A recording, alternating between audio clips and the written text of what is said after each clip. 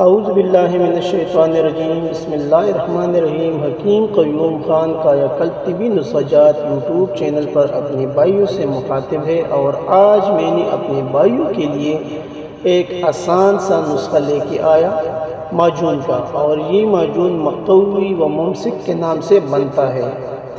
آپ بھائی اس کے اجزاء نوٹ فرما لیں۔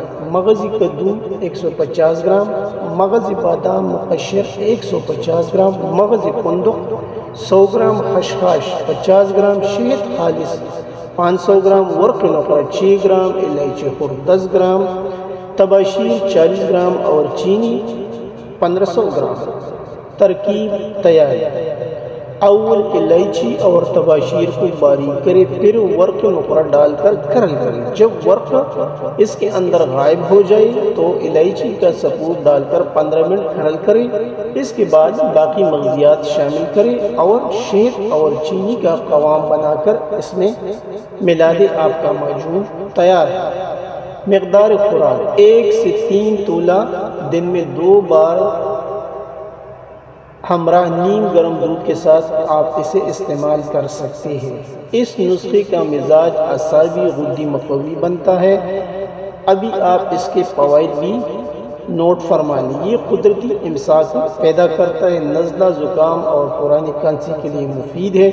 پیشاب کی جلن، بلڈ پریشر، جسم میں خون کی کمی اور حافظے کو بھی بڑھاتا ہے۔ عام بدنی کمزوری کے لیے یہ بہت مفید ہے۔ یہ منی کی پیدائش کو بڑھاتا ہے اور اس کے استعمال سے انتہا کی امساک پیدا ہو جاتی ہے۔ یہ کھرموں کو طاقتور بناتا ہے اور وہ اولاد کے قابل بناتا ہے۔